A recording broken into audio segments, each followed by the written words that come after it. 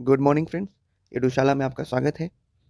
हम बिहार स्पेशल की सीरीज़ में ल्यूसेंट बिहार का डिस्कशन कर रहे हैं, जिसमें पार्ट 1 बिहार का संक्षिप्त परिचय डिस्कस किया जा चुका है और ये पार्ट 2 बिहार के इतिहास से प्रारंभ होता है, जिसके अंतर्गत हम प्राचीन बिहार को डिस्कस करेंगे।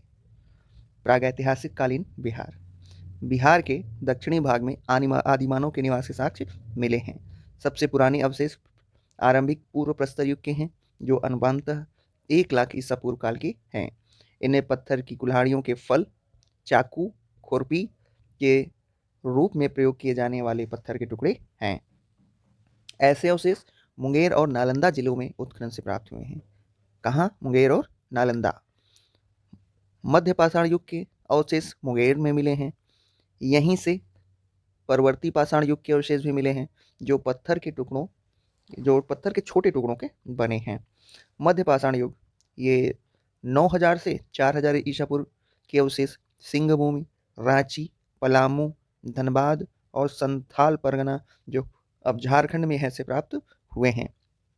ये छोटे आकार के पत्थर के बने समान हैं, जिसमें तेज धार और नोक है। नव पाषाण युग के अवशेष उत्तर बिहार में चिरांद, जो कि सारण जिला, और चेचर, वैशाली जिला से प्राप्त हुए हैं। इसका काल सामान्यतः 2500 ईसा पूर्व से 1500 ईसा पूर्व के मध्य निर्धारित किया गया है। इसमें न केवल पत्थर के अत्यंत सूक्ष्म औजार प्राप्त हुए हैं, बल्कि हड्डी के बने सामान भी मिले हैं। ताम्र पाषाण युग में पश्चिम भारत में सिंध और पंजाब में हड़प्पा संस्कृति का विकास हुआ। बिहार में इस युग के परवर्ती चरण के जो अवशेष चिरांद, सारण, चेचर, वैशाली, सोनपुर, गया, मनेर, पटना से प्राप्त हुए हैं, जिनमें आदिमानव के जीवन के साक्ष्य और उनमें आने वाली क्रमिक परिवर्तनों के संकेत मिलते हैं। उत्खनन से प्राप्त मृदभांड और मिट्टी के बर्तनों के टुकड़े भी तत्कालिक भौतिक संस्कृति पर प्रकाश डालने में सहायक सिद्ध हुए हैं। ऐतिहासिक काल में बिहार। उत्तर वैदिक काल, 1000 ईस्वी से 600 ईसा पूर्व। अच्छा, आर्यों का प्रसार पूर्वी भारत में प्रारंभ हुआ। लोहे का उपयोग भारत में 1000 से 800 ईसा पूर्व के मध्य आरंभ हुआ। लगभग इसी समय आर्यों का बिहार में विस्तार भी आरंभ हुआ। 800 ईसा पूर्व के आसपास रची गई शतपथ ब्राह्मण में गांगेय घाटी के क्षेत्र, मतलब बिहार का क्षेत्र भी इसमें शामिल है, में आर्यों का जंगलों को जलाकर और काटकर साफ करने की चर्चा मिलती है। किसमें मिलती है? शतपथ ब्राह्मण में। 6ठी शताब्दी ईस्वी पूर्व में उत्तर भारत में विशाल संगठित राज्यों का अभ्युदय हुआ। जिन 16 महाजनपदों और लगभग 10 गणराज्यों की चर्चा इस काल के बौद्ध ग्रंथों में मिलती है, उनमें से 3 महाजनपद अंग, मगध और लिच्छवी गणराज्य बिहार के क्षेत्र में स्थित हैं। इनके संबंध में विस्तृत जानकारी अंग्युत्तर निकाय से मिलती है। किससे मिलती है? अंगुत्तर निकाय से। प्रोफेसर आर डेविस की पुस्तक बुद्धिस्ट इंडिया के अनुसार 16 महाजनपद निम्न थे। कौन कौन से? पहले देखते हैं काशी, दूसरा कौशल, तीसरा अंग, चौथा मगध, पांचवा वज्जी, छठा मल्ल, सातवां चेदी, आठवां वस्त्र, नौवां कुरु, 10वां पंचाल, 11वां मत्स्य, 12वां सूरसेन, 13वां अस्मक, 14वां अवंती, 15वां गंधार, 16वां कंबोज। गंगा नदी के उत्तर में लक्षणियों का गणराज्य था, जो विभिन्न गणराज्यों का महासंघ था। इसकी सीमाएं वर्तमान वैशाली और मुजफ्फरपुर जिलों तक फैली हुई थी और इसकी राजधानी वैशाली थी। तो लक्ष्मियों की राजधानी क्या थी? तो वैशाली थी। अंग का राज वर्तमान मुंगेर और भागलपुर जिले के क्षेत्र में फैला हुआ था। ये ध्यान रखिएगा, ये पूछते हैं, इसलिए इसको विशेष रूप से ध्यान रखिएगा। जो अंग का राज्य है वो वर्तमान मुंगेर और भागलपुर जिले के क्षेत्र में फैला था। इसकी राजधानी चंपा थी, वर्तमान चंपानगर, भागलपुर के समीप। तो अंग की राजधानी चंपा। मगध के अधीन वर्तमान पटना, नालंदा और गया क्षेत्र शामिल हैं।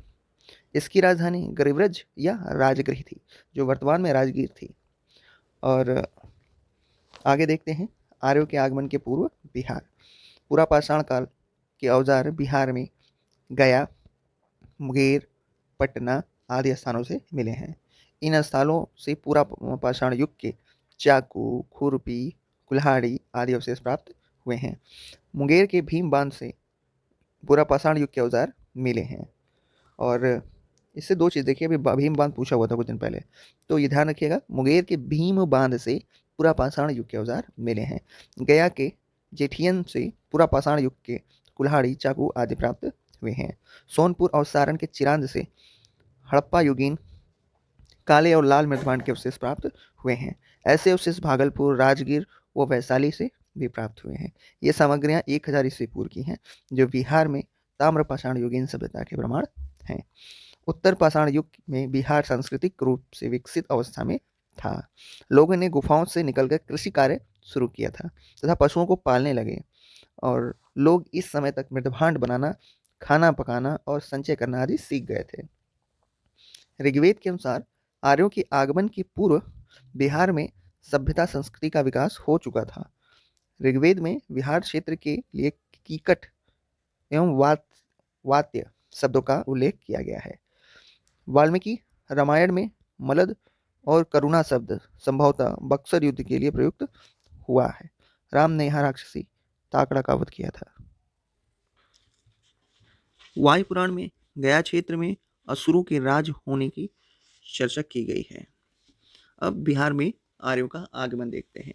कुछ इतिहासकारों के अनुसार आर्य भारत में ईरान से आए तथा ऋग्वैदिक काल 1500 से 1000 ईसा पूर्व में भी पंजाब हरियाणा क्षेत्र में बस गए। ऋग्वेद में बिहार के लिए कीकट क्षेत्र और अमित्र शासक प्रेमगत का उल्लेख है तथा इसमें अंग और मगध क्षेत्र में जाने की इच्छा व्यक्त की गई है। वैसे तो कुछ आर्य ऋग्वैदिक काल में भी बिहार आ चुके थे, किंतु मुख्य रूप से आर्यों ने उत्तर वैदिक काल में खासकर अथर्ववेद की रचना के दौरान बिहार में प्रवेश किया। आर्यों के सांस्कृतिक वर्चस्व का आरंभ ब्राह्मण ग्रंथों के रचना के समय हुआ। शतपथ ब्राह्मण, ऐत्रेयी अरण्यक, वाजसनेयी संहिता, सांख्यायन अरण्यक, कौशितकी अरण्यक, पंचविंश ब्राह्मण अरण्यक ग्रंथों, गोपद ग्रंथों, महाभारत आदि में वर्णित घटनाओं से तत्कालिक बिहार के विकास में जानकारी मिलती है। गया, राजगीर, पुनपुन आदि क्षेत्रों में या आदि क्षेत्रों को पुराणों, वायु पुराण, पद्म पुराण आदि में पवित्र क्षेत्रों की श्रेणी में रखा गया है। बाराह पुराण में कीकट को एक अपवित्र प्रदेश बताया गया है। विदेह में आर्यों के बसने के बाद शतपथ ब्राह्मण की रचना हुई, क्योंकि इससे ही विदेह का सर्वप्रथम उल्लेख किया गया है।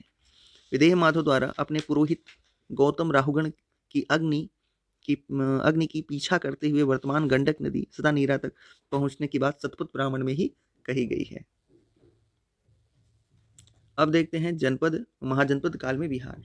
6ठी शताब्दी ईसा पूर्व में भारत में 16 महाजनपदों में से 3 वज्जी, जो कि लक्ष्मीगढ़ राज्य था, मगध और अंग बिहार के क्षेत्र में थे।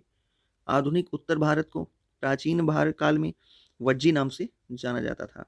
फिर से सुनिए, आधुनिक उत्तर बिहार को प्राचीन काल में वज्जी नाम से भी जाना जाता था। वज्जी महाजनपद 8 राज्यों का एक संघ था, जिसमें वज्जी के अतिरिक्त वैशाली के लक्ष्मी, मिथिला के विदेह और कुंडल ग्राम के ज्ञात्रिक विशेष रूप से विख्यात थे। वैशाली उत्तर बिहार के वर्तमान वैशाली जिले में स्थित आधुनिक बसाड़ है। मिथिला की पहचान नेपाल की सीमा में स्थित जनकपुर धाम नामक नगर से की जाती है। यहाँ पहले राजतंत्र था, परंतु बाद में गणतंत्र स्थापित हो गया। अन्य 4 गणराज्यों में संभवतः उग्र, भोग, इक्ष्वाकु और कौरव थे। जैन साहित्य में ज्ञात्रिक को के साथ इसका उल्लेख हुआ है। साथ ही इन्हें एक ही संस्थागार का सदस्य कहा गया है। बुद्ध के काल में यह 8 जनों अट्टकुल, जिसको बोलते हैं 8 जनों मतलब अट्टकुल का एक शक्तिशाली संघ था। वज्जी संघ में 8 जातियां थी, जिनमें विदेह, लक्ष्मी, यात्रिक, वज्जी प्रसिद्ध थे। इनमें उग्र, भोग, कौरव तथा इक्ष्वाकु भी थे। लक्ष्मी क्षत्रिय थे। संभवतः ये आर्यों से अलग किसी अन्य जाति से संबंध रखते थे। मिथिला के विदेह वज्जी संघ के सदस्य थे। अच्छा ध्यान रखिएगा, लक्ष्मी ये क्षत्रिय थे, लेकिन ये आर्य नहीं थे। ये संभवतः आर्यों से अलग किसी अन्य जाति से संबंध रखते थे। मिथिला के विदेह वजी संघ के सदस्य थे। किसी समय विदेह में वैशाली भी शामिल था। वैशाली के कुंडल ग्राम की ग्रातिक जाति के लोग भी संघ के सदस्य थे। 24वें तीर्थंकर महावीर जैन ज्ञातिक ही थे और हत्थी ग्राम के उग्र जाति भी संघ के सदस्य थे।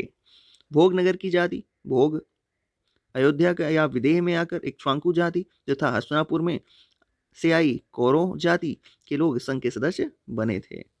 वजी संघ के प्रधान एवं लक्ष्मी सरदार चेटक या चेटक की बेटी का विवाह ज्ञात्रिक कुल से हुआ था, जहां महावीर पैदा हुए। चेटक की पुत्री चलहना का विवाह मगध नरेश बिंबिसार के साथ हुआ था।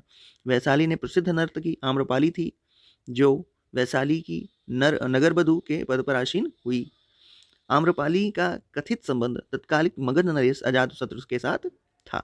अपने प्रवास के दौरान भगवान बुद्ध ने आम्रपाली के निवास पर भोजन किया था। आम्रपाली ने बौद्ध संघ को एक उद्यान समर्पित किया था। मगध सम्राट अजातशत्रु ने वज्जी संघ में फूट डलवाई और उस पर आक्रमण करके वज्जी संघ को पराजित कर दिया तथा मगध साम्राज्य की सीमा का विस्तार किया। वैशाली नगर के संस्थापक वैशाली विशाल के वैशाल या वैशालिका राजवंश का प्रारंभ मनु के पुत्र नमने दृष्ट से होता है। वैशाली राजवंश का मूलतः उल्लेख विष्णु पुराण, गरुड़ पुराण, वायु पुराण, भागवत पुराण के अलावा कुछ अन्य स्रोतों से भी मिलता है। इस राजवंश में कुल 33 शासक हुए, जिनमें मनुपुत्र नमनेदृष्टि प्रथम राजा थे। कौन? मनुपुत्र नमनेदृष्ट प्रथम राजा थे। वैशाली नगर की स्थापना करने वाले विशाल इस राजवंश के 24वें राजा थे, जबकि सुमति या प्रमति इस राजवंश के आखिरी राजा हुए।